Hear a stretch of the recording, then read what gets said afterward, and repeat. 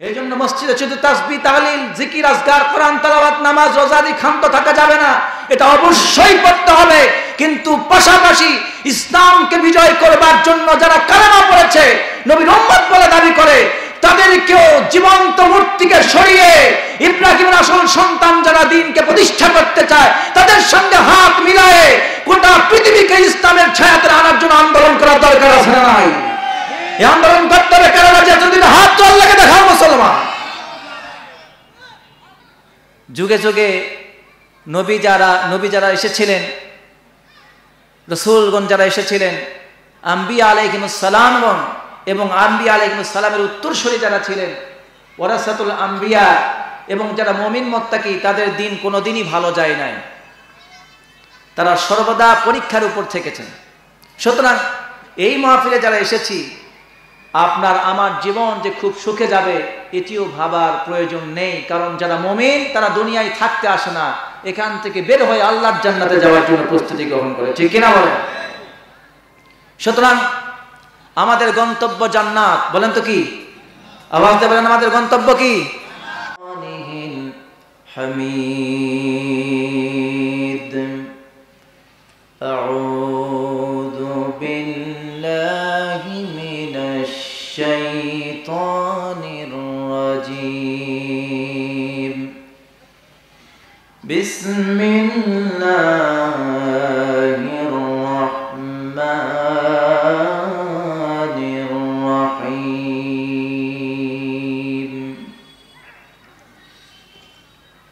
আলিফ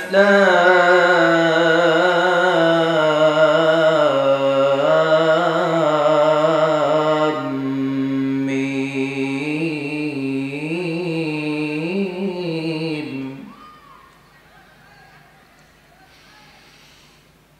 আহাসিবান নাসু আন ইউতরাকু আন ইয়াকুলু আমান্না ওয়া হুম লা ইফতানুন।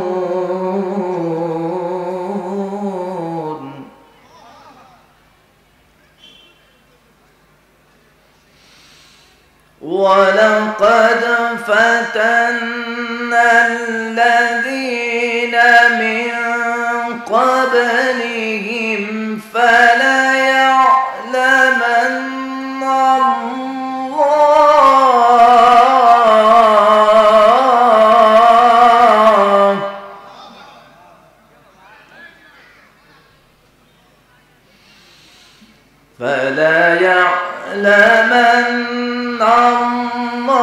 اللَّهُ الذين صدقوا وليعلمن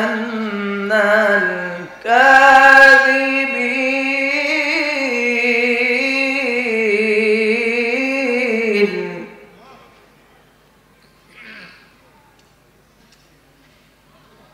أم حسب الذين يعملون السيئات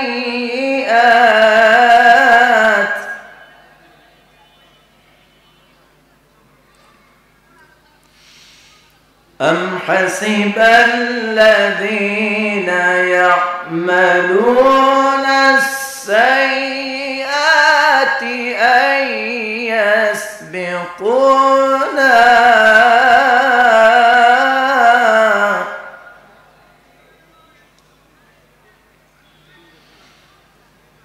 ساء ما يحكمون.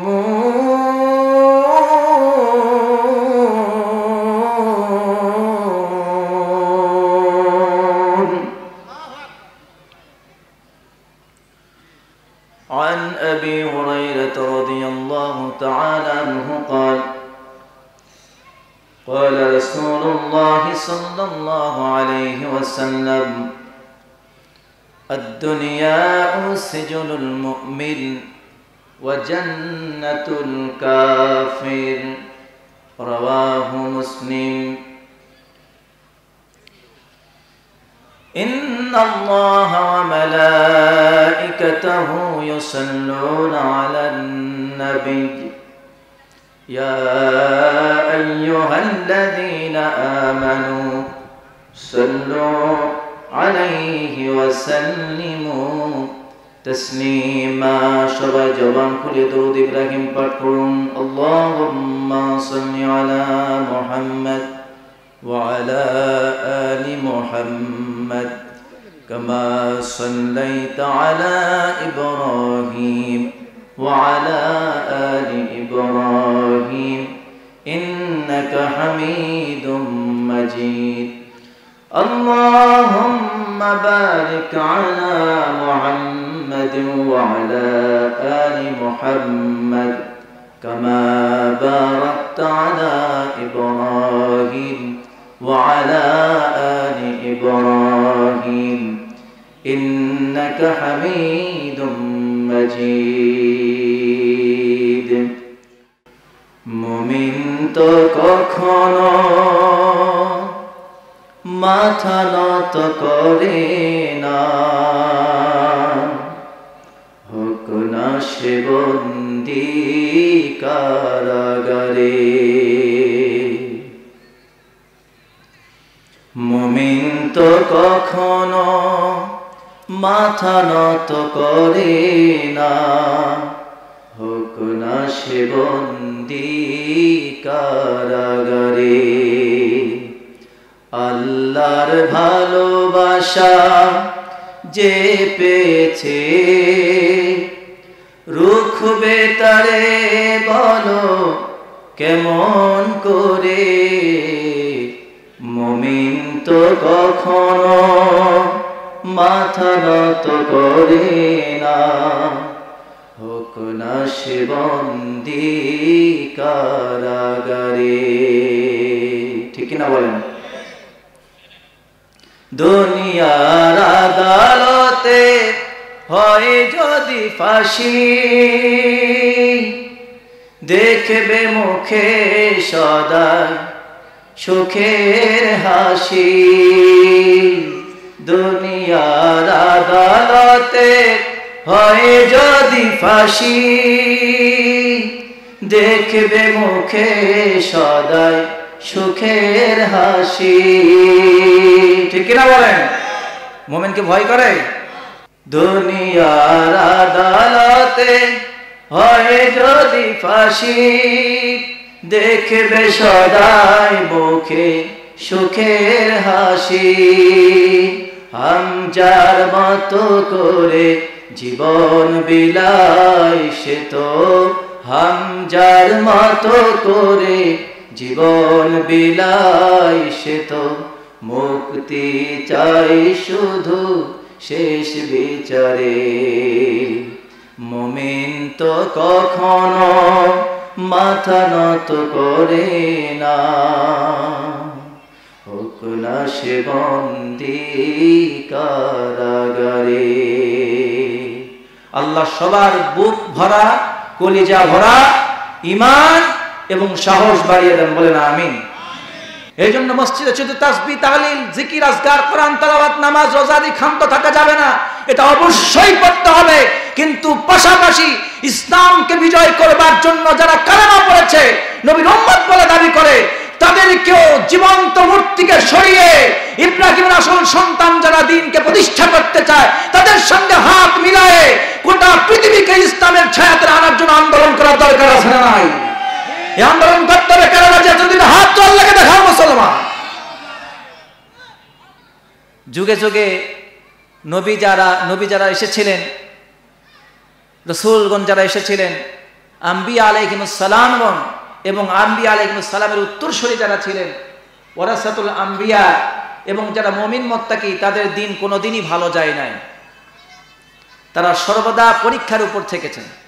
সুতরাং এই মাহফিলে যারা এসেছি, আপনার আমার জীবন যে খুব সুখে যাবে এটিও ভাবার প্রয়োজন নেই। কারণ যারা মুমিন তারা দুনিয়ায় থাকতে আসে না, এখান থেকে বের হয়ে আল্লাহর জান্নাতে যাওয়ার জন্য প্রস্তুতি গ্রহণ করে। ঠিক কিনা বলেন? সুতরাং আমাদের গন্তব্য জান্নাত। বলেন তো কি? আওয়াজ দিয়ে বলেন, আমাদের গন্তব্য কি? আমাদের গন্তব্য হলো জান্নাত, আর পথ হলো শাহাদাত। পথ কি? পথ হলো শাহাদাত, গন্তব্য হলো জান্নাত, পথ হলো শাহাদাত, লক্ষ্য শাহাদাত। যারা শাহাদাতের চিন্তা করে তার জন্য জান্নাতের চিন্তার প্রয়োজন হয় না, আল্লাহ পাক জান্নাত অটোমেটিক তার জন্য ওয়াজিব করে দেন। সুবহানাল্লাহ। সুতরাং বিছানার মধ্যে তরফায়ে তরফায়ে diabetes, heart stroke, heart attack, paralysis, মানুষের কাছে গোলামি করে গোলামির জিনজির গলার মধ্যে নিয়ে বেঁচে থাকার চাইতে আল্লাহর রাস্তায় জীবন দিয়ে মরে যাওয়া দুনিয়ায় নফরমানের গোলামি করার চাইতে উত্তম।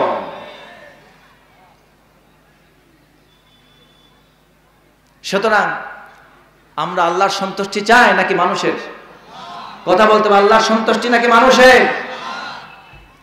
চিৎকার দিয়ে বলেন তো আল্লাহু আকবার। একটা হাত উঁচু করে বলেন, সবাই উঁচু করে আল্লাহু আকবার, লিল্লাহি তাকবীর। কোরআন সুন্নাহর আলো। ঘরে ঘরে তো জ্বালাতে পারলেন না এখনো পর্যন্ত, সবাই কি জ্বালাইছেন ঘরে ঘরে? আচ্ছা ঠিক আছে, ঘরেও জ্বালাতে হবে, বাইরেও জ্বালাতে হবে। আরো একটা বড় ঘর আছে যেখান থেকে বাংলাদেশ পরিচালিত হয়, সেটার নাম কি? ওখানেও জ্বালানোর দরকার আছে না নাই? এবার বলেন কোরআন সুন্নাহর আলো, নারে তাকবীর। তোমার নেতা আমার নেতা বিশ্ব নবী মুস্তাফা, নারে তাকবীর। আল্লাহ কবুল করুন, হাত নামান। সুতরাং আমাদের গন্তব্যটা কি? ভুলে গেলে তো চলবে না। গন্তব্য কি? জান্নাত। লক্ষ্য কি? বলেন লক্ষ্য কি? শাহাদাত। আমরা শাহাদাতের মাধ্যমে আমাদের লক্ষ্যস্থল গন্তব্যে যেন আল্লাহ পাক আমাদের পৌঁছাবার তৌফিক দান করেন, বলেন আমিন। এবার বলুন তো, মাহফিলে আসতে পেরে আপনারা খুশি না বেজার? যদি খুশি হয়ে থাকেন আল্লাহর দরবারে একটু প্রাণ উজাড় করে শুকরিয়া আদায় করেন, বলেন আলহামদুলিল্লাহ। দুরুদ সালাম প্রিয় নবীর প্রতি, যেই মহামানব রাহমাতুল লিল আলামিন, সাইয়্যিদুল মুরসালিন, খাতামুন নবিয়্যিন মুহাম্মদ আরবি, দু জাহানের সর্দার, সকলের মাতার তাজ, সকলের কলিজা, আমাদের প্রিয় নবীর প্রতি পড়ছি সাল্লাল্লাহু আলাইহি ওয়াসাল্লাম। এবার বলুন তো আপনারা কেমন আছেন? আলোচনা বেশিক্ষণ হবে না, কারণ বেশিক্ষণ আলোচনা করার সুযোগ নেই। তবে দুই তিনটি পয়েন্টে আমি কথা বলবো। এক নম্বর, আমরা বিজয় চাই কিনা বলেন? এই কথা আপনাদের কাছে শুনতে চাই, বলেন বিজয় চান কিনা? মুমিনরা হলো বিজয়ের জাতি, এটা পরাজিত থাকার জাতি না। যখনই ইসলাম পৃথিবীতে এসেছে, মুমিনরা চড়াই উতরাই পেরিয়ে সমস্ত প্রকারের সকল কুফরি শক্তি, বাতিল শক্তির সমস্ত ষড়যন্ত্রকে মোকাবেলা করে ইসলাম পৃথিবীর বুকে পৃথিবীর সূচনা লগ্ন থেকে টিকে ছিল বিজয়ের বেশে। এখনো ইসলাম বিজয়ের বেশে টিকে আছে, আগামীতেও টিকে থাকবে। আমরা ইসলামকে শুধু ব্যক্তি পর্যায়ে নয়, আমরা ইসলামকে খিলাফতের মসনদে দেখতে চাই। জোরে বলেন ঠিক কিনা? ইসলামকে খিলাফতের পর্যায়ে প্রতিষ্ঠা করতে আমরা রাজি আছি না নাই? এই জন্য আমাদের জন্য রক্ত ঝরে, রক্ত দিতে হবে। যদি আমাদের ঘাম ঝরে, ঘাম দিতে হবে। আমাদের প্রয়োজনে কল্লা লাগলে কল্লা দিতে হবে। আমাদের যদি জীবন লাগে, জীবন দিতে হবে। কিন্তু দিন প্রতিষ্ঠার জন্য কালেমার দাওয়াত, ইমানের দাওয়াত, ইমানের মেহনত, দ্বীনের খিদমত কখনো এক মুহূর্তের জন্য ভুলে থাকার কোনো সুযোগ নাই। সুতরাং আজকের যে আলোচ্য বিষয়, সেটির নাম হচ্ছে ইমানের পরীক্ষা। বিষয়টা কি বলেন তো? বিষয়টা কি? মূল বিষয়টা হচ্ছে ইমানের পরীক্ষা। আলোচনা করব তিনটি পয়েন্টে। এক, ইমানের পরীক্ষা। এই পরীক্ষাটা কোন কোন বিষয়ে হবে, কেন পরীক্ষা হবে, এবং এই পরীক্ষার রেজাল্ট কি, আর চূড়ান্ত বিজয় কাদের? বুদ্ধি করে বলেন তো, চূড়ান্ত বিজয় কাদের? আপনারা এত আলস কেন ভাই? আমার সাথে শত্রুতা আছে? একটু আমার সাথে সুন্দর করে জবাব দেন। চূড়ান্ত বিজয় কাদের? চূড়ান্ত বিজয় হবে মুমিনদের। কারণ আল্লাহ পাক নিজে নবীকে পৃথিবীতে পাঠিয়ে বলে দিয়েছেন, হুয়াল্লাযী আরসালা রাসূলাহু বিল হুদা ওয়া দীনিল হাক্কি লিযুহিরাহু আলাদ-দীনি কুল্লি ওয়ালাউ কারিহাল মুশরিকুন। কোরআনে কারীমের 28 পারা সূরা সফের 9 নম্বর আয়াতে রব্বুল আলামিন স্পষ্ট করে জানিয়ে দিয়েছেন, হে রাসূল, রব্বুল আলামিন তিনি সেই মহান সত্তা যিনি তার রাসূলকে পৃথিবীতে পাঠিয়েছেন দ্বীনে হক এবং হেদায়েত সহকারে। দ্বীনে হক মানাল ইসলাম, হুদা মানাল কোরআন। দ্বীনে হক ইসলাম এবং কোরআন দিয়ে রব্বুল আলামিন আমাদের নবীকে পাঠিয়েছেন যাতে করে তিনি পৃথিবীর বুকে দ্বীনকে বিজয় করে দেন সমস্ত বাতিল মতবাদের উপরে। যদিও কাফের মুশরিকদের অন্তরে জ্বালা পোড়া হবে, কিন্তু হে নবী, আপনি কাফের মুশরিকদের, মুনাফিক, জালেম, স্বৈরাচারদের চক্ষু রাঙানি, তাদের কোনো রকমের হুমকি ধমকির পরোয়া করবেন না। আমি জানি দ্বীনকে বিজয় করতে হলে অনেক নবীদেরকে শহীদ হতে হয়েছে, অনেক উম্মতকে শহীদ হয়ে যেতে হয়েছে। আপনাকেও দ্বীনের জন্য প্রয়োজনে শহীদ হওয়া লাগতে পারে, আপনার উম্মতকে শহীদ হওয়া লাগতে পারে, আপনার সাহাবীকে শহীদ হওয়া লাগতে পারে। অনেক জুলুম নির্যাতন আসবে, কিন্তু দ্বীনের মিশন থেকে আপনি পিছপা হতে পারবেন না। চিৎকার দেবেন আল্লাহু আকবার। আমার প্রিয় ভাইয়েরা, তাহলে দ্বীনকে বিজয় করার জন্য আল্লাহ পাক কাকে পাঠিয়েছেন বলুন তো? একটু বুদ্ধি করে বলুন। মাশাআল্লাহ, আমাদের আজকের মাহফিলের বিশেষ, আমাদের এলাকার চেয়ারম্যান, সম্মানিত চেয়ারম্যান, বিশেষ অতিথি জনাব মোহাম্মদ শামসুল আলম সুমন ভাই এসেছেন।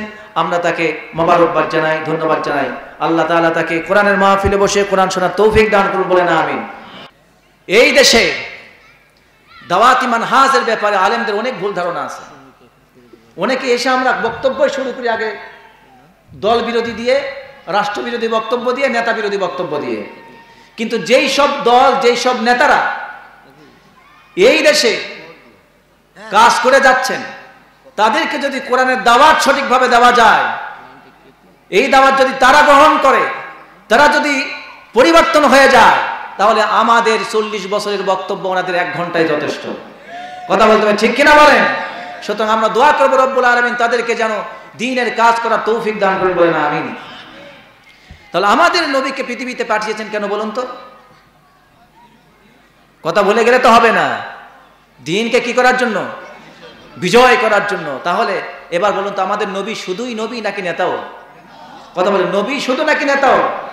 কোথায় আছে কথাটি? রব্বুল আলামিন বলছেন সুন্দর করে, وَجَعَلْنَاهُمْ أَئِمَّةً يَهْدُونَ بِأَمْرِنَا وَأَوْحَيْنَا إِلَيْهِمْ فِعْلَ الْخَيْرَاتِ। আল্লাহ রাব্বুল আলামিন বলছেন, আমি তাদেরকে নেতা বানিয়েছি, ওহী করেছি, তারা সমাজে কল্যাণমূলক কাজ করবে, নামাজ কায়েম করবে আর যাকাত আদায় করবে। কারণ প্রত্যেকটি নবী আল্লাহর একান্ত ইবাদত গুজার বান্দা ছিলেন, বলেন সুবহানাল্লাহ। তাহলে নবীগণ শুধু নবী না, তারা এক একজন কি ছিলেন? কথা বলতে হবে, কথা কঠিন হচ্ছে, একটু আওয়াজ দিয়ে বুঝে শুনে বলেন, কি ছিলেন? নেতা ছিলেন। তাহলে ওই নবী আমাদের সমাজে এসে, এই পৃথিবীতে এসে তিনি কোরআনের দাওয়াত দিয়েছেন। কিসের দাওয়াত দিয়েছেন? কথা বলেন, কিসের দাওয়াত দিয়েছেন? কোরআনের দাওয়াত দিয়েছেন। দাওয়াত দিয়েছেন কালেমার। কিসের দাওয়াত? দাওয়াত দিয়েছেন কালেমার, লা ইলাহা। সাহাবায়ে কেরামদেরকে কোরআন শিক্ষা দিয়েছেন, কোরআন দিয়ে জীবন গড়িয়েছেন, নামাজ কালামের শিক্ষা দিয়েছেন, পবিত্রতা, পরিশুদ্ধতার শিক্ষা দিয়েছেন। যেরকম ঠিক কিনা? সুতরাং আমাদের সমাজে সব মুসলমান ভাইয়েরা আমাদের সমাজের জনপ্রতিনিধি হবে। আমরা দোয়া করি রব্বুল আলামিন তাদেরকেও যেন নবীদের মতো করে কোরআনের দাওয়াত, কালেমার দাওয়াত, কর্মীদেরকে কোরআন শিক্ষার জন্য ময়দানকে উন্মুক্ত করে দেওয়া, তার জন্য ব্যবস্থা করে দেওয়া, পরিবেশকে সহজ করে দেওয়ার তৌফিক দান করবেন, আমিন। প্রিয় ভাইয়েরা, যেই সূরাটি তেলাওয়াত করেছি এই সূরাটির নাম সূরা আনকাবুত। বলেন তো কি নাম? সূরাটির নাম আনকাবুত। এখান থেকে আমি আমার আলোচনা করতে চাই। আসুন এখান থেকে আমরা কিছু সংক্ষিপ্ত কথা বলেই আমরা আলোচনা শেষ করব ইনশাআল্লাহ। বলেন সকলে আমার সাথে কণ্ঠ মিলিয়ে, আর কোনো কথা না, আমার সাথে একটু কোরআনে কারীম থেকে তেলাওয়াত করেন। সকলে আমার সাথে বলেন, আউযু বিল্লাহি মিনাশ শাইতানির রাজীম, বিসমিল্লাহির রাহমানির রাহিম, আলিফ লাম মিম, আহাসিবান নাসু আইয়ুতরাকু আইয়াকুলু আমান্না ওয়া হুম লা ইফতানুন। বলেন আল্লাহু আকবার। কোরআনে কারীমের 20 নম্বর পারা 29 নম্বর সূরা সূরা আনকাবুতের প্রথম আয়াত আপনাদের সামনে তেলাওয়াত শুরু করলাম। সময় স্বল্পতার কারণে আর কোনো কথা না বলে অনুবাদ এবং তার ব্যাখ্যা আমি শুরু করলাম, শানে নজুল বলতে পারলাম না। সূরাটির নাম হলো আনকাবুত, অর্থ হলো মাকড়সা। আল্লাহ রাব্বুল আলামিন এই জন্য এর নাম মাকড়সা দিয়েছেন। সংক্ষেপে বলছি, এই পৃথিবীতে যারা আল্লাহকে বাদ দিয়ে দেব দেবতা, মাটির মূর্তি, কাঠের মূর্তি, পাথরের মূর্তি, পিতলের মূর্তি, লোহার মূর্তি, অর্থাৎ আল্লাহকে বাদ দিয়ে যারা নিজে তৈরি করে, স্রষ্টাকে বাদ দিয়ে নিজেই স্রষ্টা হয়ে আর একটা সৃষ্টিকে তৈরি করে, তার সামনে আত্মমর্যাদা সম্পূর্ণ মানুষ নিজের মাথাকে নত করে দেয়, তার কাছে ভাগ্য পরিবর্তনের জন্য দোয়া করে, তার কাছে চাকরি চায়, তার কাছে ভাগ্য চায়, তার কাছে বিপদ থেকে বাঁচতে চায়। আল্লাহ রাব্বুল আলামিন বলেন, মাসালুল লাযীনা ইত্তাখাযু মিন দুনিল্লাহি আউলিয়া কামাসালিল আনকাবুত। আল্লাহ রাব্বুল আলামিন বলেন, আল্লাহকে বাদ দিয়ে যারা মাটির মূর্তির সামনে মাথা নত করে, কাঠের মূর্তি, কাঠের পুতুল, মাটির পুতুলের সামনে মাথা নত করে, অথচ স্রষ্টা বলেন তো কে? আরো জোরে বলেন কে? আল্লাহ হলেন স্রষ্টা। তিনি সবাইকে সৃষ্টি করেছেন, কিন্তু যেই সৃষ্টি নিজে হয় আর একটা জিনিসকে সৃষ্টি করে, সৃষ্টি আর এক সৃষ্টির সামনে মাথা নত করে, তার কাছে আশ্রয় চায়। আল্লাহ বলেন, ওদের কাছে আশ্রয় চেয়ে লাভ নাই, ওরা হলো মাকড়সা তৈরি করা, জাল দিয়ে বানানো ঘরের চাইতেও অধিক দুর্বল। জোরে বলেন তো স্রষ্টাকে? আল্লাহ হলেন স্রষ্টা, কিন্তু আল্লাহ স্রষ্টাকে ভাত দিয়ে সৃষ্টি স্রষ্টাকে ভুলে গিয়ে নিজেই সৃষ্টি করে দাঁড় করে রাখলেন। কারো 10 হাত, কারো 4 হাত, ঠিক কিনা বলেন? এই সৃষ্টি এমন সৃষ্টি, আল্লাহ বলছেন, বান্দা আমি তোরে সৃষ্টি করেছি, স্রষ্টা আমি, কিন্তু তুই কেমন উন্মাদ, কেমন পাগল, কেমন নির্বোধ।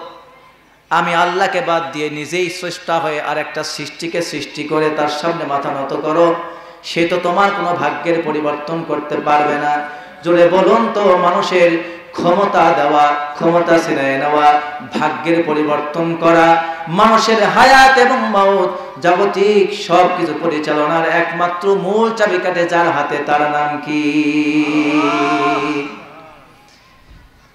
সেই জন্য রব্বুল আলামিন নিষেধ করে দিচ্ছেন। এমনি ভাবে শুধু মাটির মূর্তি না, আল্লামা ইকবাল রাহমাতুল্লাহি আলাইহি সুন্দর করে বলেছেন, বর্তমানের কাবাও নতুন, মূর্তিও নতুন, শরাবও নতুন, শরাব পানকারীরাও নতুন।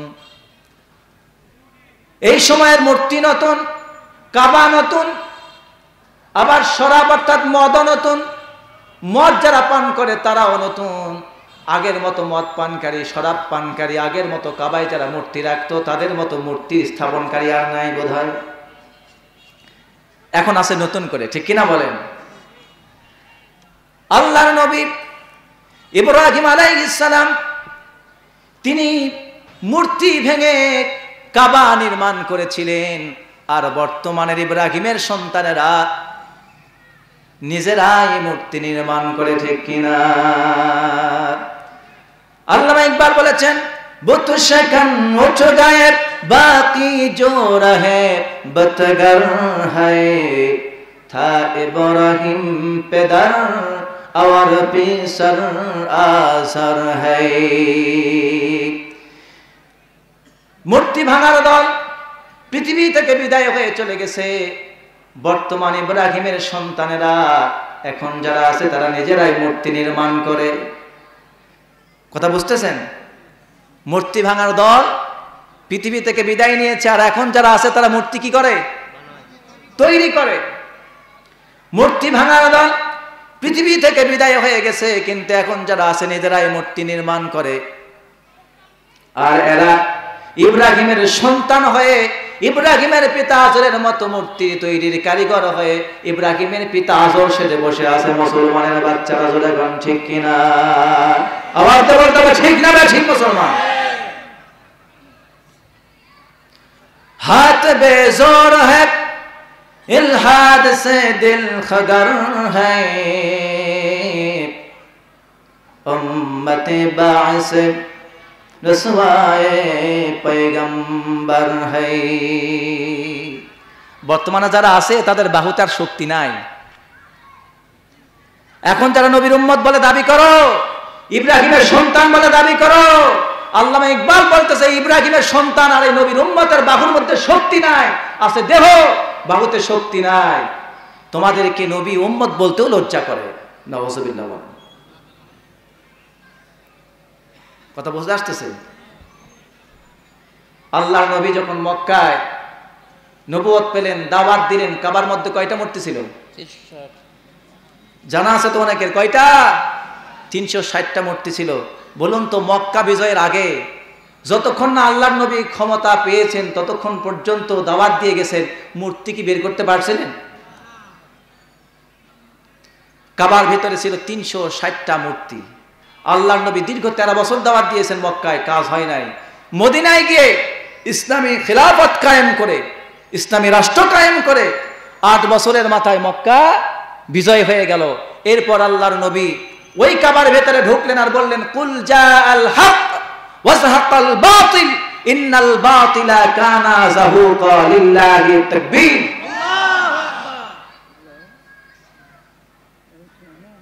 কাবার মূর্তি সব সাফ। আমাদের নবী কাবার মূর্তি সাফ করলেন, আর আমরা মূর্তি, কথা বলেন না কেন? লা তাদখুলুল মালাইকাতু বাইতান সূরা, যেই বাড়ির ভেতরে মূর্তি থাকে আল্লাহর নবী বলেছেন সেই বাড়িতে রহমতের ফেরেশতা প্রবেশ করে। মুসলমান শুধুমাত্র মসজিদে ঢোকে তাসবিহ, তাহলিল, নামাজ, রোজা, হজ, যাকাত, জিকির, কোরআন তেলাওয়াত করলেই ব্যক্তির হয়তো সর্বোচ্চ পরিবর্তন করতে পারবেন, কিন্তু আপনি সমাজে ভালোভাবে চলতে পারবেন না। প্রত্যেক পদে পদে অন্যায়ের শিকার আপনি নিজে হবেন বাধ্য হয়। ঠিক কিনা বলেন? এই জন্য মসজিদে শুধু তাসবিহ, তাহলিল, জিকির, আজকার, কোরআন তেলাওয়াত, নামাজ, রোজা দিয়ে ক্ষান্ত থাকা যাবে না। এটা অবশ্যই করতে হবে, কিন্তু পাশাপাশি ইসলামকে বিজয় করবার জন্য যারা কালেমা পড়েছে, নবীর উম্মত বলে দাবি করে, তাদেরকেও জীবন্ত মূর্তিকে সরিয়ে ইব্রাহিমের আসল সন্তান যারা দ্বীনকে প্রতিষ্ঠা করতে চায় তাদের সঙ্গে হাত মিলায়ে গোটা পৃথিবীকে ইসলামের ছায়াতে আনার জন্য আন্দোলন করার দরকার আছে না নাই? এই আন্দোলন করতে হবে। কারণ যদি হাত চল লাগে দেখাও মুসলমান। আল্লাহর নবী, বিশ্ব নবী জনাবে মুহাম্মদুর রাসূলুল্লাহ সাল্লাল্লাহু আলাইহি ওয়াসাল্লাম কাবার ভেতরে মূর্তি ছিল, তিনি সেখান থেকে সরাতে পারেন নাই। আল্লামা ইকবাল বলেছেন, বর্তমান যুগও নতুন, মদও নতুন, কাবাও নতুন, মূর্তিও নতুন, আর মূর্তি যারা নির্মাণ করে তারাও নতুন, মদ যারা পান করে তারাও নতুন। ঠিক কিনা? সেই জন্য নতুন মূর্তি, নতুন কাবা, তার মানে কি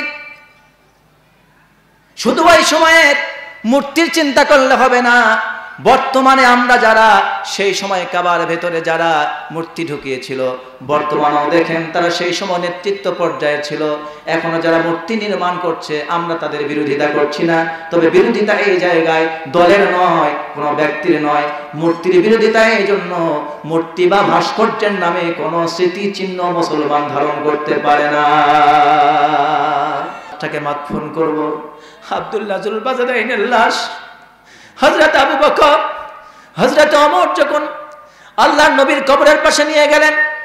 আল্লাহর নবী হাত ধুয়ে যখন জুলবাজাদাইনের লাশটাকে কোলের মধ্যে উঠায় নিলেন, আবু বকর রাদিয়াল্লাহু তাআলা আনহু চিৎকার করে সহ্য করতে পারলেন না। তিনি বলে ফেললেন, আল্লাহ, আজকে যদি আব্দুল্লাহ জুলবাজাদাইনের লাশটা না হয়ে আমি আবু বকরের লাশ যদি হয়ে যেত, নবীর হাতে মদফন হয়ে যেতে পারতাম, আমার ভাগ্যটা খুলে যেত। নবীজি ঘরের ভেতরে প্রবেশ করলেন। নবীজির নিজের পরনের এক টুকরা জামা মোবারক এনে আল্লাহর নবীর নতুন সাহাবীর কাছে সামনে হাজির করলেন। আল্লাহর নবী নিজের জামাখানা সাহাবীর সামনে এনে বলতেছেন, আব্দুল উজ্জা, নাও, তোমাকে জামা দেওয়ার কেউ নাই, আমি নবী আমার নিজের পরনের জামা তোমারে দান করলাম, আমার জামাটা তুমি পরে না। আব্দুল উজ্জা নবীদের জামা নিয়ে চুমু খেতে লাগলেন, বুকে জড়াতে লাগলেন, জামাটি তিনি পরে নিলেন। আর আল্লাহর নবী তাকে বললেন, আব্দুল উজ্জা, আজ থেকে তোমার নাম আব্দুল উজ্জা না, আজ থেকে তোমার নাম আব্দুল্লাহ জুলবাজাদাই। বর্তমান ঘটনা জানেন? ভারতে, জলে বলেন তো কোন জায়গায়? ভারতে বাবরি মসজিদ ছিল। বাবরি মসজিদকে, এই বাবরি মসজিদ একটি মুসলমানদের ঐতিহ্য, মুসলমানদের কলিজা। আর সেই বাবরি মসজিদকে ভেঙে দিয়ে জবরদস্তকারী ভারতের কসাই নরেন্দ্র মোদী, সেই ব্যক্তি ঘোষণা দিয়ে বাবরি মসজিদকে রাম মন্দির বানিয়ে ঘটা করে পূজা করে বিশ্বের মুসলমানদেরকে লজ্জা দিয়ে বলেছে, দেখ মুসলমান, তোরা আজকে তোদের ধর্ম নেই, তোদের কর্ম নেই, তোদের ঐতিহ্য নেই, তোদের সংস্কৃতি নেই, তোদের বাহুতে শক্তি নেই, আজকে তোরা পরাজিত, লাঞ্ছিত, অপমানিত, তোদের মসজিদকে আমরা মন্দির বানায় দিয়েছি, করার কিচ্ছু নেই। ঠিক কিনা? কেন হয়েছে? আল্লামা ইকবাল এমনি বলে নাই, মুসলমান আছে বাহুতে, কি নাই বলেন? শুধু ওটাই না, বর্তমানে কয়েকদিন আগে ভারতের আরেকটি জায়গা বারাণসী, জ্ঞানাব্যাপী মসজিদ, এই মসজিদকে নতুন করে আবার এই মসজিদে পূজা করার জন্য অর্ডার দিয়েছে। এই রিসেন্ট ঘটনা, বাবরি মসজিদ উদ্বোধন, বাবরি মসজিদ রাম মন্দির হলো, এবার আমার জ্ঞানব্যাপী মসজিদকে তারা বলতেছে, দীর্ঘ 31 বছর মামলা করেছে, বলেছে তারা এই জ্ঞানব্যাপী মসজিদের নিচে নাকি তাদের শিবলিঙ্গ ছিল, মূর্তি ছিল, এই মূর্তির উপরে, এই মন্দিরের উপরে মসজিদ নির্মাণ হয়েছে। তাই কি করতে হবে? জ্ঞানব্যাপী মসজিদকে এখন মন্দির বানায় দিতে হবে। অলরেডি কোর্ট থেকে রায় দিয়েছে, সপ্তাহের মধ্যে সেখানে পূজা শুরু হবে, নিরাপত্তায় সেটা গেট খুলে দেওয়া হয়েছে। নাউজুবিল্লাহ বলেন।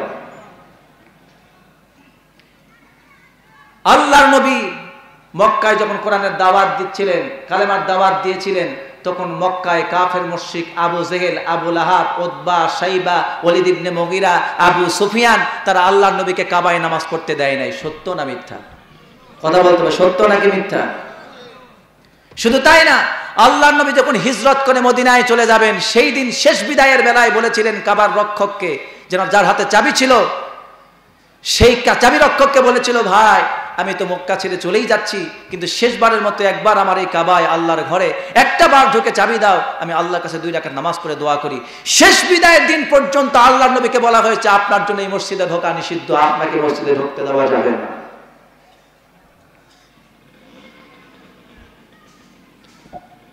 অনুরূপ ভাবে আজকে আপনি তাকিয়ে দেখুন, মুসলমানদের হাত থেকে মসজিদগুলিকে ছিনায় নিয়ে ভারতের উগ্রবাদী হিন্দুরা, সকলের কথা বলছি না, কিছু উগ্রবাদী জঙ্গি হিন্দু গোষ্ঠী, নরেন্দ্র মোদীর তার পোশাক, তার গৃহপালিত কিছু দল, গৃহপালিত কিছু ধর্মগুরু যাজকেরা আজকে ভারতের বাবরি মসজিদের মতো করে জ্ঞানব্যাপী মসজিদের তালা আটকায় দিয়ে 31 বছর পর বন্ধ রেখে আজকে আবার মন্দির বলে চালায় দেওয়ার জন্য সেখানে পূজা দেওয়ার পারমিশন নিয়েছে। এরাও সেই আবু জেহেলের জামানার মতো এখন এরাও সেই কঠোর মসজিদ, জোরে বলেন ঠিক কিনা? আল্লাহ নবী বলেন, মান আযলামু মিম্মান মানাআ মাসাজিদাল্লাহি আন ইযকারা ফীহা ইসমুহু ওয়া সাআ ফী খারাবিহা। আল্লাহ রাব্বুল আলামিন বলেন, তার চাইতে বড় জালেম আর কে হতে পারে, যেই ব্যক্তি আল্লাহর ঘরে আল্লাহর নাম স্মরণ করতে, নামাজ পড়তে, ইবাদত করতে আল্লাহর বান্দাদেরকে বাধা দেয়, তার চাইতে বড় জালেম আর কেউ নাই। সে হলো সবচেয়ে বড় জালেম, যে ব্যক্তি আল্লাহর ঘরকে ধ্বংস করার ষড়যন্ত্র করে। সেই দৃষ্টিকোণ থেকে আমরা কোরআনে কারীমের সূরা বাকারার 114 নম্বর আয়াতের এই দলিল অনুযায়ী বুঝতে পারি, ভারতে যারা হিন্দু আছে, সকল হিন্দুকে আমি বলবো না তারা তো আল্লাহর সাথে জুলুম করছে, কিন্তু মুসলমানদের অধিকার মসজিদে নামাজ পড়া, এই মসজিদে নামাজ পড়াকে যারা বন্ধ করে দিয়ে মসজিদের ভেতরে তারা আটকায় দিয়ে যারা মুসলমানদের মসজিদকে মন্দির বানায়, তার চাইতে বড় উগ্রবাদী জালেম জঙ্গি হিন্দু আর পৃথিবীতে কেউ নাই। জোরে বলেন ঠিক কিনা? এরা সবচেয়ে বড় জালেম উগ্রবাদী হিন্দু, এরা মুশরিক, এরা দুনিয়াতে শুধু আল্লাহর দুশমন না, এরা ধর্মের দুশমন, মানবতার দুশমন, সংস্কৃতির দুশমন, প্রত্যেকটি মানবতাবাদীর দুশমন। জোরে বলেন ঠিক কিনা?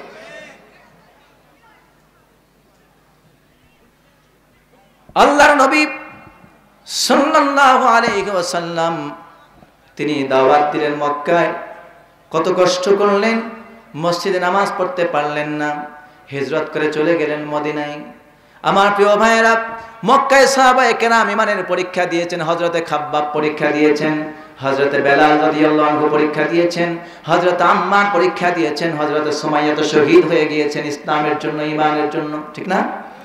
হযরতে ইয়াসির রাদিয়াল্লাহু তাআলা আনহু বৃদ্ধ মানুষ, 80-90 বছর বয়স, এমন বৃদ্ধ মানুষটাকে শুধুমাত্র ঈমান আনার অপরাধে কালেমার ঘোষণা দিয়েছেন। এই অপরাধে মক্কার কাফের মুশরিকরা তার পায়ে রশি লাগায়া চিরে টেনে 2 টুকরা করে দুনিয়া থেকে বিদায় করে দিয়েছেন, ঈমানটা ছিনায় নিতে পারে না। চিৎকার করে আল্লাহু আকবার।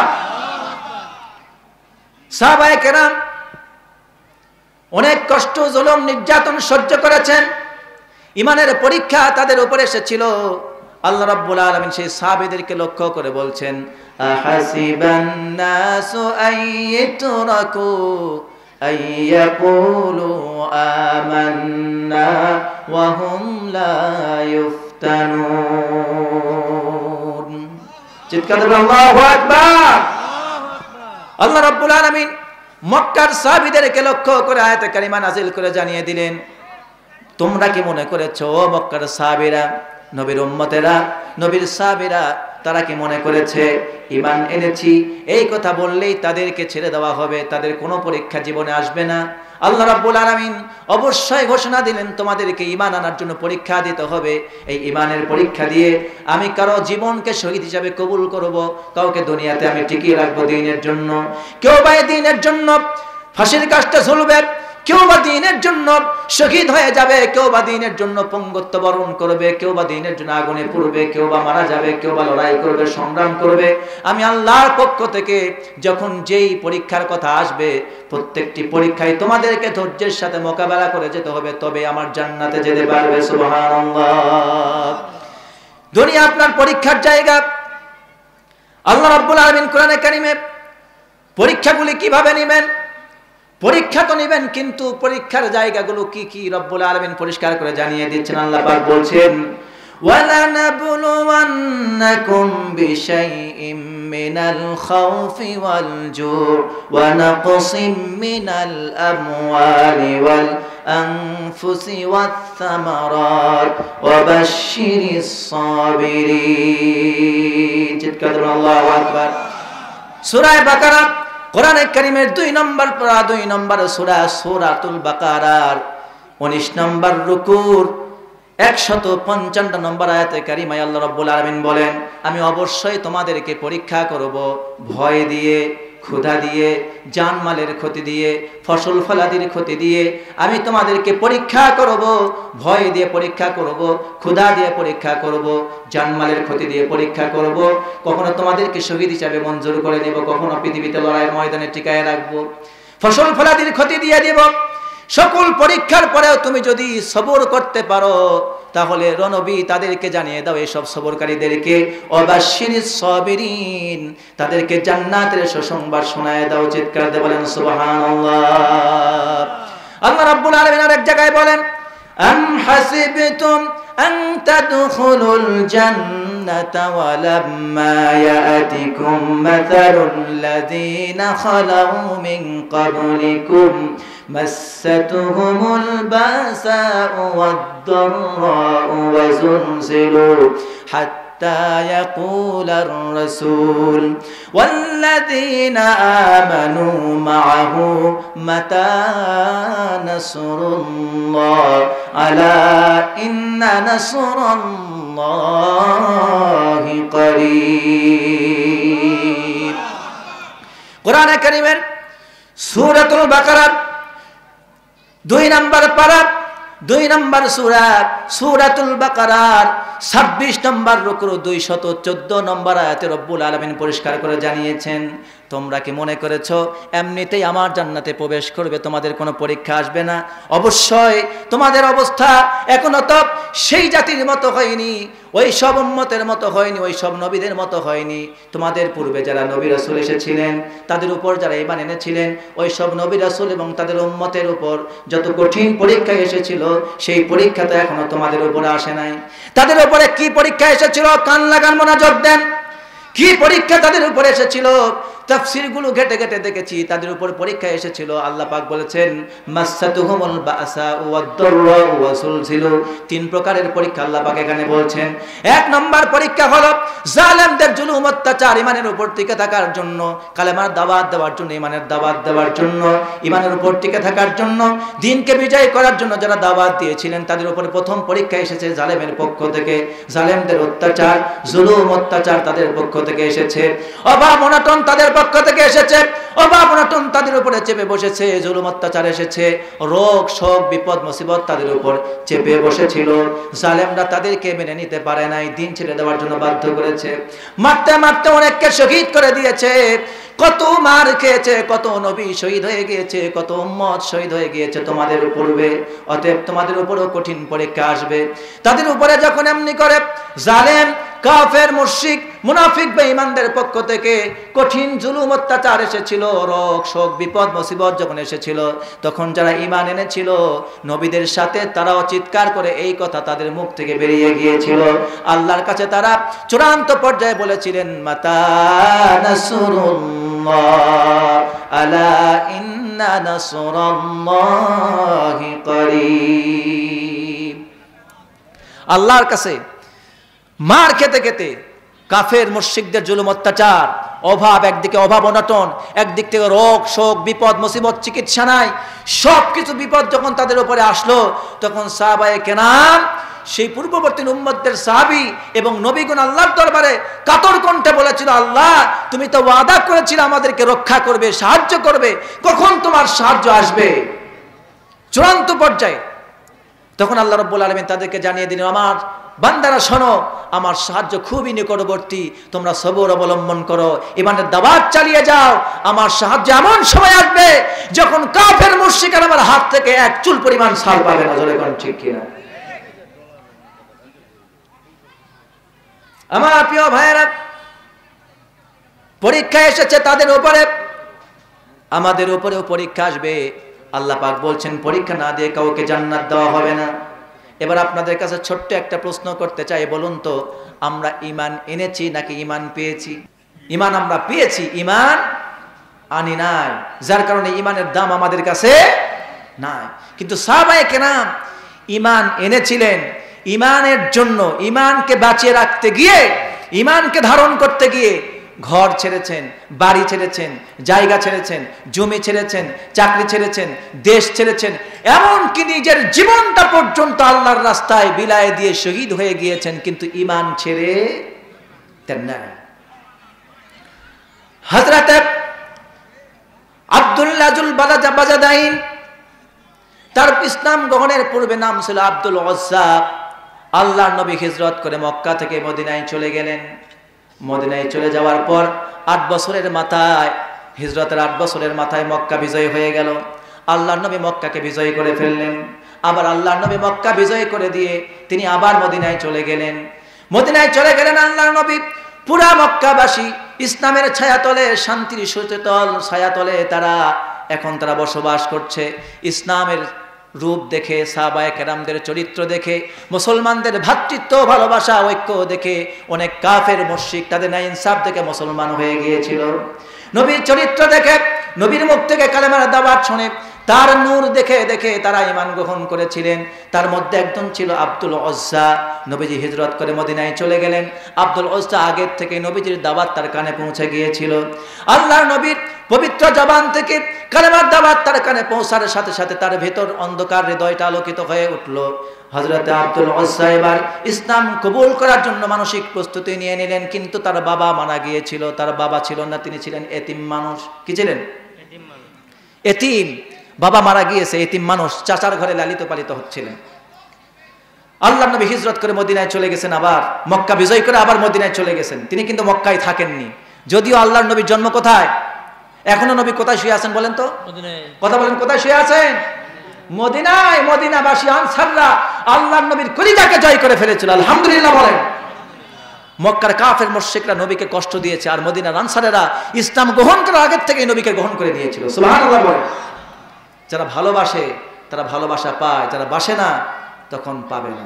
আপনি যা চান তার জন্য চেষ্টা করুন, আল্লাহ দিয়ে দিবেন। ঠিক কিনা বলেন? আব্দুল উজ্জা নবীজির দাওয়াত শুনে ইসলাম কবুল করার প্রস্তুতি নিয়ে নিলেন। আজকের মাহফিলে যে সব যুবক ভাইরা এসেছেন বিভিন্ন দূরদূরান্ত থেকে, নিকটবর্তী থেকে, আমার প্রত্যেকটি যুবকদের প্রতি আলোচনাটুকুন করছি নসিহতমূলক। একটু খেয়াল করুন, আজকে আমরা ঈমানের জন্য কি করতেছি আর তারা কি করেছিল একটু লক্ষ্য করুন। হযরতে প্রিয় নবী মুহাম্মদুর রাসূলুল্লাহ সাল্লাল্লাহু আলাইহি ওয়াসাল্লামের দাওয়াত শুনে আব্দুল উজ্জা প্রস্তুতি নিয়ে নিলেন। বাবা নেই, মা নেই, এতিম মানুষ, চাচার কোলে লালিত পালিত হন। চাচার ঘরে চাচার উট, ছাগল, ভেড়া, দুম্বা যা ছিল তিনি সেগুলি চড়াতেন। চাচাকে বললেন, আমার চাচা, আল্লাহর নবীর সম্পর্কে আপনার ধারণা কি? চাচা জবাব দিয়ে বললেন, আল্লাহর নবী মুহাম্মদ, আমরা তাকে নবী হিসেবে মানি না, কিন্তু অবশ্যই নবী মুহাম্মদ একজন সত্যবাদী, তার ব্যাপারে কোনো সন্দেহ নাই, তার প্রত্যেকটি কথা সত্য, তার চরিত্র মহাপবিত্র, তার ব্যাপারে বিন্দুমাত্র সন্দেহ নাই। তার দাওয়াত সম্পর্কে সেটাও আমি বিশ্বাস করি, তার দাওয়াত সত্য, কিন্তু আমি ইসলাম কবুল করব না, আমার বাপদাদার ধর্ম আমি ছেড়ে দিতে পারবো না, কারণ আমার বাপদাদার ধর্ম ছেড়ে দিলে পরে বাপদাদার ধর্মে চুনকালি পড়বে, আমাকে মানুষ লজ্জা দেবে। অনেক মানুষ ইসলাম কবুল করতে পারে না এখনো। অনেক হিন্দু ভাইয়েরা আছেন, অনেক বিধর্মী ভাইয়েরা আছেন, ইসলাম কবুল করতে চায়, বাবার মায়া, মায়ের মায়া, সন্তানের মায়া, জাগতিক মায়া, গোত্রের মায়া, আত্মীয় স্বজনের মায়া মহব্বত ছাড়তে পারে না, বলে বাবা ইসলাম কবুল করে নাই, কেমনে করি? কেউ মেনে নেবে না, এই জন্য ইসলাম কবুল করতে পারে না লোক লজ্জার ভয়ে। ঠিক অনুরূপভাবে অনেকের ভেতরে এরকম ধারণা ছিল। এমনকি নবীজির আপন চাচা আবু তালেব ইন্তেকাল করার পূর্ব মুহূর্তে নবীজি তার চাচার কোলে গিয়ে বসলেন, চাচার কাছে গিয়ে বসলেন, বললেন, চাচা আপনি আমাকে অনেক সহযোগিতা করেছেন, মক্কায় যখন সবাই আমার বিরোধিতা করেছিল, একমাত্র কেবলমাত্র আপনি তখন আমার জাগতিকভাবে দুনিয়ায় আপনি আমাকে সহযোগিতা করেছেন। এমনকি আমি নবীকে রক্ষা করতে গিয়ে আপনি নিজেও শিবে আবি তালেব নামক কারাগার নিরপরাধ হয়ে আমার সঙ্গে জেল খেটেছেন। মক্কায় যখন সকলে আমার বিরুদ্ধে অস্ত্র তুলতে চেয়েছে, আপনি চাচা ইসলাম কবুল করেন নাই, কিন্তু ভাতিজা মুহাম্মদকে রক্ষা করতে গিয়ে আপনি ঘোষণা দিয়েছিলেন, আমার ভাতিজা মুহাম্মদ, তার ধর্ম আমি গ্রহণ করি আর না করি, মুহাম্মদ যে দাওয়াত দিচ্ছে এর জন্য কেউ যদি বিরোধিতা করো, মুহাম্মদ তো কারো ধন সম্পদ ছিনায় নাই, কাউকে মারে নাই, কাউকে তো কষ্ট দেয় নাই, অতএব আমার ভাতিজা যে দাওয়াত দিচ্ছে পারলে গ্রহণ করো, না করলে না করো, কিন্তু আমার ভাতিজার উপর কেউ যদি তরবারি চালাতে আসো, আমি আবু তালেবের তরবারি কুশবদ্ধ থাকবে না, আমার গোত্র সহ সৈন্য সহ তোমাদের উপরে লড়াই করার জন্য আমি ঝাঁপিয়ে পড়ব। আবু তালেব ইসলাম কবুল করেনি, কিন্তু আল্লাহর নবীকে ভালোবাসতেন। ইসলাম কবুল করেননি কেন? এই যে তার মৃত্যুর পূর্বে তারও একটা কথা ছিল, ভাতিজারে ইসলাম যদি কবুল করি তাহলে তো মক্কার লোকেরা আমাকে বলবে মৃত্যুর ভয়ে আবু তালেব কাপুরুষ হয়ে মারা গেল, বাপদাদা ধর্ম ছেড়ে দিল মৃত্যুর ভয়ে, এই কথা বলবে, তাই ইসলাম কবুল করেননি। নাউযুবিল্লাহি মিন যালিক। আব্দুল উজ্জা তার চাচাকে বলছেন, চাচা ইসলামের ব্যাপারে আপনার ধারণা কি? মুহাম্মাদের ব্যাপারে ধারণা কি? তার দাওয়াতের ব্যাপারে ধারণা কি? চাচা জবাব দিয়ে বললেন, আমি তার দিন কবুল করি না, কিন্তু তিনি সত্যবাদী, আমি বিশ্বাস করি। সঙ্গে সঙ্গে ভাতিজা জবাব দিয়ে বলল, চাচা আমি আর অপেক্ষা করব না, দীর্ঘদিন ধরে অপেক্ষা করছিলাম, আল্লাহর নবী মক্কায় এসেছিলেন, মক্কা বিজয় করেছেন, এখন কাবা মূর্তি মুক্ত হয়ে গেছে, মুসলমানরা পুরা মক্কা শাসন করতেছে। মক্কায় কত দেখুন শান্তির সুশীতল ছায়া, শান্তির সুখ বইতেছে, শান্তির বাতাস প্রবাহিত হচ্ছে। না ইনসাফে গোটা মক্কাটা পরিপূর্ণ হয়ে গিয়েছে। আমি এখন ইসলাম কবুল করতে চাই। চাচা বললেন, ভাতিজারে ইসলাম যদি কবুল করো তার পরিণতি কিন্তু ভয়াবহ হতে পারে। ভাতিজা বললেন, চাচা আমি আর অপেক্ষা করছি না, এখনই সঙ্গে সঙ্গে আমি আপনাকে সাক্ষী রেখে আপনার সামনে ঘোষণা দিচ্ছি, আশহাদু আল্লা ইলাহা ইল্লাল্লাহু মুহাম্মাদুর রাসূলুল্লাহ সাল্লাল্লাহু। চাচা বলল, ভাতিজা ইসলাম কবুল করলে আমার সামনে তোমার পরিণতি খুব ভালো না। চাচা এবার ভাতিজার উপরে 144 ধারা জারি করলো। বলল, ভাতিজা আমার যা উট ভেড়া ছাগল দম্বা ছিল সব আমারে ফিরাইয়ে দাও। চাচাকে সব ফিরাইয়ে দিলেন। এরপর বলছে, ভাতিজা তোমার কাছে যা সম্পদ আছে, অর্থ নগদ টাকা পয়সা, তা আমার সব আমারে ফিরাইয়ে দাও। ভাতিজা সব দিয়ে দিলেন। এবার বলতেছে, ভাতিজা এটাই শুধু হবে না, তোমার পরনে যে কাপড় আছে সেটাও আমারে দাও। উপরের যে জামা ছিল দেহের সেটাও খুলে দিলেন। সর্বশেষ এবার ভাতিজা বললেন, চাচা আমি আর থাকবো না, আমি মদিনায় চললাম। চাচা বলতেছে, যাও কই? পরনে যে লুঙ্গিটা আছে, জামাটা আছে, পরনের লুঙ্গিটাও খুলে দাও, ওটাও আমার টাকার কেনা। নাউযুবিল্লাহি মিন যালিক। কিতাবের মধ্যে আসছে যে সঙ্গে সঙ্গে আল্লাহর নবীর এই নতুন নবমুসলিম সাহাবী নিজের পরনের লুঙ্গি, তার জামাটা খুলে দিয়ে উলঙ্গ হয়ে 2 হাত দিয়ে তার লজ্জাস্থান চেপে ধরে তার মায়ের কাছে দৌড় দিয়েছেন। মায়ের কাছে গিয়ে বলতেছেন, মা। মায়ের কাছে হাজির হলেন দৌড় দিয়ে, সামনে 2টা হাত দিয়ে লজ্জাস্থানকে চেপে ধরেছেন। যুবক সাহাবী মা সন্তানকে ভালোবাসেন। সেই সময়ে মায়েদের কোনো অধিকার ছিল না, সমাজে মায়েদেরকে সম্মান করা হতো না। মাকে বের করে দেওয়া হয়েছে, তোর স্বামী নাই, তোর বাড়ি থাকার দরকার নাই, বেরিয়ে যা। মাকে বের করে দিয়েছে। মা তো আর বাসল বাবার বাড়িতে নেই, বাবার যা সম্পদ ছিল সব চাচাই নিয়ে নিয়েছে। এবার চাচার কাছ থেকে উলঙ্গ হয়ে মায়ের সামনে হাজির হয়ে মাকে বলতেছে, মা ইসলাম কবুল করার কারণে। মা জিজ্ঞেস করলো, বাবা তোমার এই অবস্থা কেন? তুমি অবস্থায় কেন আমার সামনে এসেছো? পরনে কাপড় নাই, ব্যাপারটা কি? আব্দুল ওয়াসা জবাব দিয়ে বলতেছেন, মা ইসলাম কবুল করেছি, কালেমার দাওয়াত গ্রহণ করেছি। কালেমা পড়ার কারণে আমার চাচা আমার কাছ থেকে যা দিয়েছিল সব ছিনায় নিয়েছে। এমনকি সর্বশেষ আমার পরনের লুঙ্গি জামাটা পর্যন্ত আমার কাছ থেকে খুলে নিয়েছে। আমার লজ্জাস্থান ঢাকবার মতো কোনো আবরণ আমার শরীরে নাই। মা তোমার কাছে আমি আসলাম শেষ পর্যায়ে, আমি জানি না তোমার কাছে কোনো কাপড় আছে কিনা। যদি কোনো কাপড় থাকে আমাকে দয়া করে একটা কাপড় আমারে দাও, আমি একটু বিশ্ব নবী মুহাম্মদুর রাসূলুল্লাহ সাল্লাল্লাহু আলাইহি ওয়াসাল্লাম মদিনায় তিনি রয়েছেন, তার কাছে চলে যেতে চাই। এবার নবীর সাহাবী নবমুসলিম আব্দুল উজ্জা তার মা তাকে দেখতে পেয়ে মা 2 হাত দিয়ে নিজের চোখ চেপে ধরে একটা জামা ঘর থেকে এনে একটা চাদর আনলেন। চাদরটা আব্দুল উজ্জাকে দান করলেন। আব্দুল উজ্জাকে বললেন, আমার কলিজার টুকরা সন্তান, তোকে দেবার মতো আমার ঘরের মধ্যে কোনো কাপড় নাই, কোনো জামা নাই, একটা চাদর আছে, এই চাদরটা নিয়ে নিজের লজ্জাস্থান আবরণ ঢেকে নিয়ে নবীজির কাছে চলে যাও। আল্লাহর নবীর কাছে চলে যাওয়ার জন্য এবার আব্দুল উজ্জা ওই চাদরটাকে চিরে 2 টুকরা করলেন। একটা টুকরা দিয়ে নিজের শরীরটাকে ঢাকলেন, আর একটা টুকরা দিয়ে নিজের লজ্জাস্থানকে ঢেকে ফেললেন। এবার দীর্ঘ রাত পাড়ি দিয়ে দিনের পর দিন কষ্ট করে হেঁটে হেঁটে পায়ে হেঁটে নবীজির মদিনায় চলে গেলেন, মসজিদে নববীতে চলে গেলেন। মসজিদে নববীতে চলে গেলেন এমন সময় দীর্ঘ কয়েক দিনের ক্লান্তি শান্তি তার শরীরে প্রস্ফুটিত। কয়েকদিন হেঁটে কয়েক রাত হেঁটে তিনি চলে গিয়েছেন মদিনায়। গিয়ে দেখেন আল্লাহর নবী ফজরের নামাজ পড়ছেন। আল্লাহর নবী মসজিদে নববীর ভেতরে ফজরের জামাতের সময় তিনি উপস্থিত হলেন, মসজিদে নববীর গেটে দাঁড়িয়ে আছেন। আল্লাহর নবী মসজিদে ফজরের নামাজ শেষ করার পর যখন তিনি ফিরবেন তখন তিনি দেখলেন আব্দুল উজ্জা তিনি অপরিচিত একজন লোক মসজিদের গেটে দাঁড়িয়ে আছেন। আল্লাহর নবী মুহাম্মদুর রাসূলুল্লাহ সাল্লাল্লাহু আলাইহি ওয়াসাল্লাম দয়ার নবী রাহমাতুল লিল আলামিন তিনি সহ্য করতে পারলেন না। চেহারাটা বড় উস্কো খুস্কো, মাথার চুলগুলো এলোমেলো, মনে হয় কয়েকদিন থেকে যেন কিছুই খায় নাই। আসলে কয়েকদিন থেকে কিছুই খায় নাই। দীর্ঘদিন মরুভূমির বালুপথ পাড়ি দিয়ে তিনি চলে এসেছেন। শরীরটা শুকে গিয়েছে, চোখগুলি তার ভেতরে গর্তের মধ্যে ঢুকে গিয়েছে। ক্ষুধার যন্ত্রণায় ক্লান্ততে তিনি একদম মলিন হয়ে গিয়েছেন। আল্লাহ নবী বলতেছে, ও ব্যক্তি তুমি কোথায় থেকে এসেছো, তোমার নাম কি, কোথায় থেকে এসেছো, কোথায় তোমার বাড়ি? আব্দুল উজ্জা জবাব দিয়ে বলতেছেন, ইয়া রাসূলুল্লাহ সাল্লাল্লাহু আলাইহি ওয়াসাল্লাম, আপনি তো আমাকে চিনবেন না, আমি মক্কা থেকে দীর্ঘ পথ পাড়ি দিয়ে আপনার কাছে এসেছি। আল্লাহর নবী বললেন, তোমার এই অবস্থা কেন, কি নাম তোমার? আল্লাহর নবীকে জবাব দিয়ে বলেন, আমার নাম আব্দুল উজ্জা। ইসলাম কবুল করার অপরাধে আমার মুশরিক চাচা আমার কাছ থেকে জায়গা জমি উট ভেড়া দুম্বা ছাগল যা ছিল অর্থ করে যা ছিল সব আমার কাছ থেকে ছিনায় নিয়েছে। পরনের কোনো কাপড় ছিল না, মায়ের কাছ থেকে চেয়ে নিয়ে এক টুকরা চাদর ছিঁড়ে দুই টুকরা করে একটা দিয়ে কোনো রকম লজ্জাস্থান থেকে আপনার দরবারে হাজির হয়েছি। ইয়া রাসূলুল্লাহ, আমি ইসলাম কবুল করে মুসলমান হয়ে গিয়েছি, এখন আমার কেউ নাই, এখন থেকে আমি আপনার দরবারে থাকবো, আপনার সঙ্গে জীবন কাটাবো, ইসলামের মধ্যে শামিল হয়ে গেলাম। সুবহানাল্লাহ। নবীজির সঙ্গে সঙ্গে সাহাবীর এই দৃশ্য দেখে তিনি থাকতে পারলেন না।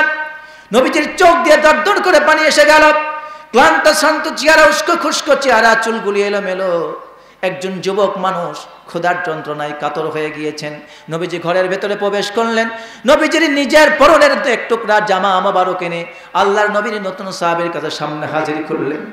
আল্লাহর নবী নিজের জামাখানা সাহাবীর সামনে এনে বলতেছেন, আব্দুল উজ্জা, নাও, তোমাকে জামা দেওয়ার কেউ নাই, আমি নবী আমার নিজের পরনের জামা তোমারে দান করলাম, আমার জামাটা তুমি পরে না। আব্দুল উজ্জা নবীদের জামা নিয়ে চুমু খেতে লাগলেন, বুকে জড়াতে লাগলেন, জামাটি তিনি পরে নিলেন। আর আল্লাহর নবী তাকে বললেন, আব্দুল উজ্জা, আজ থেকে তোমার নাম আব্দুল উজ্জা না, আজ থেকে তোমার নাম আব্দুল্লাহ জুল বাজাদাইন। আব্দুল্লাহ মানে আল্লাহর বান্দা, জুল বিজাদাইন মানে দুই টুকরা চাদরওয়ালা। জুল বেজাদাইন মানে দুই টুকরা চাদরওয়ালা, অর্থাৎ তার মা যে একখানা চাদর দিয়েছিল ওই চাদরটা তিনি উড়ে নবীজির দরবারে হাজির হয়েছিলেন। নবীজি ওই চাদরের নামে তাকে লাকব লাগিয়ে বলেছেন, তুমি দুই টুকরা চাদরওয়ালা আল্লাহর বান্দা। চিৎকার দিয়ে বলেন মারহাবা। আব্দুল্লাহ জুল বাজাদাইন, আব্দুল উজ্জা থেকে আব্দুল্লাহ জুল বাজাদাইন হয়ে গেলেন। আল্লাহর নবী তাকে খাবারের ব্যবস্থা করতে বললেন, আসহাবে সুফফার মধ্যে পাঠিয়ে দিলেন, কোরআন শিক্ষা দিলেন, কোরআনে কারীমের তেলাওয়াত শিখলেন। আব্দুল্লাহ জুল বাজাদাইন আসহাবে সুফফার মধ্যে বসবাস করতে লাগলেন, কোরআনে কারীমের তেলাওয়াত শিখলেন। নতুন মুসলমান হয়েছেন, কোরআন তেলাওয়াত করছেন আবেগ নিয়ে, হৃদয় শীতল করে আবেগ নিয়ে কোরআনে কারীম তেলাওয়াত করছেন। তিনি তো নিয়ম কানুন এখনো সবকিছু বোঝেন নাই, কেবল নতুন মুসলিম। তিনি নামাজের অর্থ কোরআন জোরে জোরে তেলাওয়াত করতেন। অনেক সাহাবায়ে কেরাম তাহাজ্জুদের নামাজ পড়তেন, নফল নামাজ পড়তেন। আব্দুল্লাহ জুল বাজাদাইন সব সময় কোরআনে কারীম তেলাওয়াত করতেন। একদিন হযরত ওমর ফারুক রাদিয়াল্লাহু তাআলা আনহু নবীজির কাছে অভিযোগ পেশ করে বললেন, ইয়া রাসূলুল্লাহ সাল্লাল্লাহু আলাইহি ওয়াসাল্লাম, আব্দুল্লাহ জুল বাজাদাইন এত চিৎকার করে কোরআন তেলাওয়াত করে, আমাদের নামাজের মধ্যে বিঘ্ন ঘটে, নামাজ পড়তে বড় সমস্যা হয়।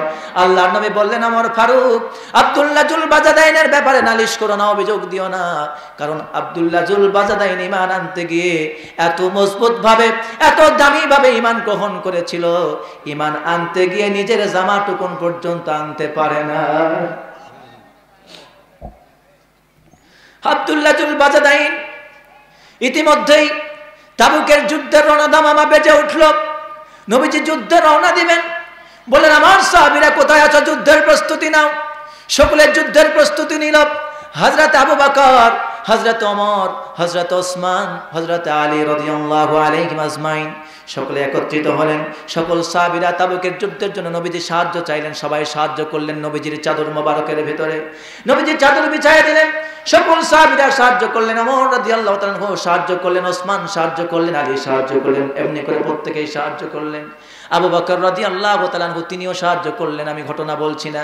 সর্বশেষ আব্দুল্লাহ জুল বাজাদাইন তিনি লক্ষ্য করে দেখলেন হযরত আবু বকর রাদিয়াল্লাহু তাআলা আনহু তিনি যে দান করেছেন তার দানে আল্লাহর নবী এত বেশি খুশি হয়েছিলেন, তার দান বেশি ছিল না, কিন্তু আন্তরিকতা আর নিষ্ঠার সাথে তিনি দান করেছিলেন, একমাত্র আল্লাহর জন্য সবকিছু দিয়ে দিয়েছিলেন। এই জন্য আল্লাহর নবী বলেছিলেন, আজকে আবু বকরের দান সব চাইতে কম, কিন্তু মর্যাদায় আবু বকরের দান সবার চাইতে বেশি। আব্দুল্লাহ জুল বাজাদাইন দৃশ্যগুলি দেখলেন। তাবুকের যুদ্ধের জন্য সবাই মাল সামানা দিচ্ছেন, কেউ নাকের ফুল, কেউ কানের ফুল, কেউ বা চুড়ি, কেউ বা টাকা পয়সা, কেউ বা স্বর্ণ মুদ্রা দান করে দিলেন। আব্দুল্লাহ জুল বাজাদাইন তিনি তো মক্কা থেকে চলে এসেছেন, সব ছেড়ে চলে এসেছেন, কিছুই টানতে পারেন নাই 2 টুকরা চাদর ছাড়া। আব্দুল্লাহ জুল বাজাদাইন এবার রাসূলকে বললেন, আমার রাসূল, আপনি তো তাবুকের যুদ্ধে যাবেন, আপনাকে দেওয়ার মতো আমার কিছু নাই, আপনি আমার জন্য দোয়া করুন, তাবুকের জিহাদের ময়দানে গিয়ে যেন আমি তো মাল দিতে পারলাম না, কিন্তু জীবনটা দিয়ে যেন আল্লাহর রাস্তায় লড়াই করে শহীদ হয়ে যেতে পারি। আল্লাহর নবী আব্দুল্লাহ জুল বাজাদাইনকে লক্ষ্য করে বলেন, আব্দুল্লাহ জুল বাজাদাইন, যাও 1 টুকরা গাছের ছাল নিয়ে এসো। গাছের 1 টুকরা ছাল আনলেন। আল্লাহর নবী তাবুকের ময়দানে রওনা দিয়েছেন।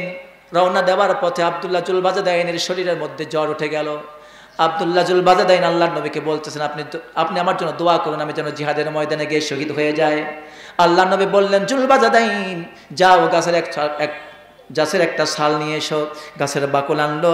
আল্লাহর নবী দোয়া পড়ে গাছের বাকলটি আব্দুল্লাহ জুল বাজাদাইনের হাতের মধ্যে পেঁচায় দিলেন, আর আল্লাহর কাছে দোয়া করে বললেন, আব্দুল্লাহর ব্যাপারে আল্লাহর কাছে বলেন, আল্লাহ, আব্দুল্লাহ জুল বাজাদাইনের রক্ত কাফেরদের জন্য আমি নবী হারাম করে দিলাম।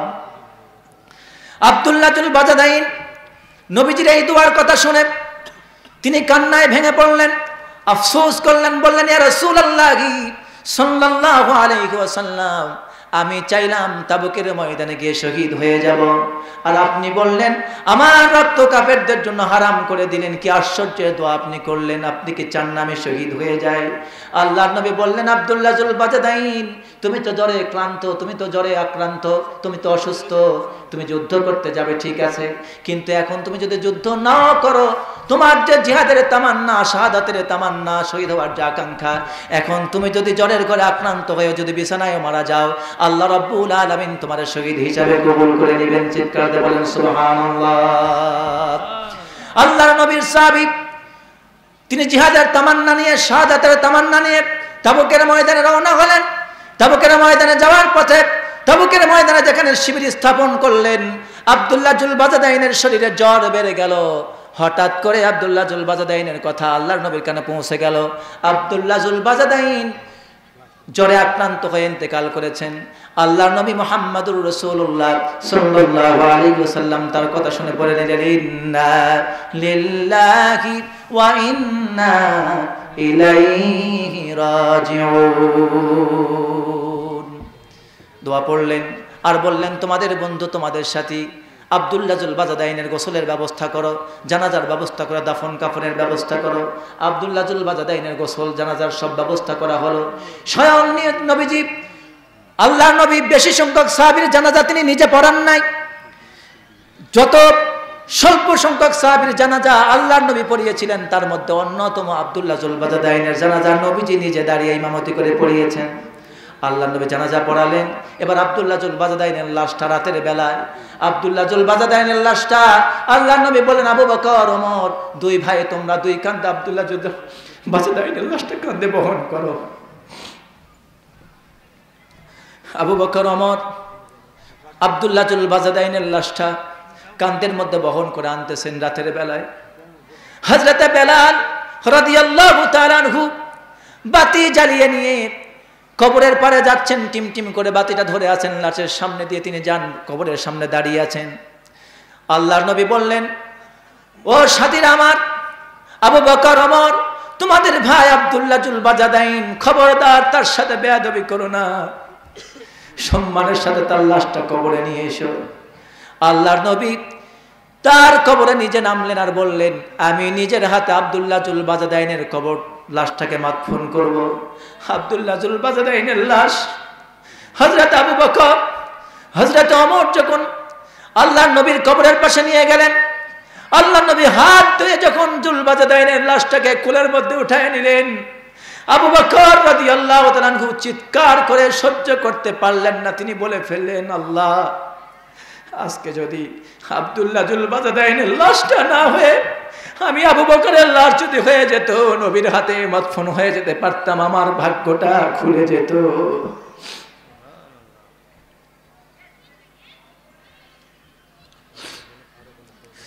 হযরত আব্দুল্লাহ জুল বাজাদাইনকে আল্লাহর নবী কবরের মধ্যে মদফন করে দিলেন। আল্লাহর কাছে দোয়া করে বললেন, আল্লাহ, আমি আজ সন্ধ্যা পর্যন্ত ইন্নী আমসাইতু রাদিয়ান, সন্ধ্যা পর্যন্ত আমি আব্দুল্লাহর প্রতি, আব্দুল্লাহ জুল বাজাদাইনের প্রতি রাজি ছিলাম, খুশি ছিলাম, সন্তুষ্ট ছিলাম।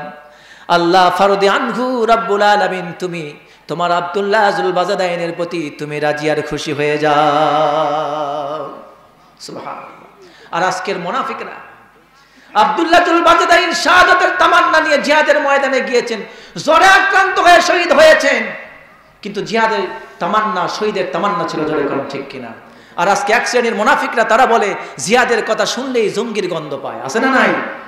যদি ইসলামের কোনো আলোচনা হয়, অনেক জায়গায় দেখবেন কত ইসলামী আন্দোলনের নেতা আর কর্মী, ছাত্র শিবিরের মতো ছোট্ট ছোট্ট 20 বছর 25 বছর 30 বছরের তরুণেরা, যুবকেরা যখন কোরআনের দাস দেয়, হাদিসের দাস দেয়, তাদেরকে ধরার পর তাদের হাতে যখন কোরআনের হাদিসের বই পায়, ইসলামের সাহিত্য পায়, তখন ধরে ধরে বলে এরা জঙ্গি, এরা নাশকতার ষড়যন্ত্র করছে, এরা জঙ্গি, জিহাদকে জঙ্গি বানায় দেয়। জোরে কোন ঠিক কিনা? আসলে নাই? আল্লাহর নবী বলেছেন, মান মাতা লাম ইয়াগজু ওয়া লাম ইউহাদ্দিস বিহি নাফসাহ মাতা আলা শুবাতিন মিনান নিফাক। নবীজি বলেছেন, যেই ব্যক্তি ইসলাম কবুল করলো, মুসলমান হয়ে গেল, কালেমা পড়লো, ঈমান আনলো, কিন্তু জিহাদ কোনোদিন করেনি, করে না এবং করবে না বলে চিন্তা করেছে। যে ব্যক্তি ঈমান এনেছে, কালেমা পড়েছে, জিহাদ করে না, জিহাদ করেনি, জিহাদ করে না, ভবিষ্যতেও জিহাদ করবে না এমন চিন্তা ভাবনা করে বসে আছে, এমন ব্যক্তি যদি এই চিন্তা করে, জিহাদ না করার চিন্তা করে যদি মারা যায়, সে ব্যক্তি মুনাফিক হয়ে মারা যাবে, অর্থাৎ সে বেঈমান মুনাফিক। সুতরাং জিহাদের জজবা, শহীদের তামান্না প্রত্যেকটি মুসলমানের কলিজার মধ্যে থাকা অত্যন্ত জরুরি। জোরে কোন ঠিক কিনা? কারণ কি? কারণ হাদিস শরীফে বলা হয়েছে, ঈমান হলো প্রথম স্টেপ, আর জিহাদ হলো ঈমানের চূড়ান্ত চূড়া। জিহাদ হলো আপনার ঈমানের চূড়ান্ত চূড়া। যেই ব্যক্তি জিহাদের চিন্তা রাখে না, সেই ঈমানের পরিপূর্ণতা লাভ করতে পারে না। হাজার নামাজ পড়ুক, রোজা রাখুক, হজ করুক আর যাকাত দেখ, সে ঈমান তার পরিপূর্ণ করতে পারবে।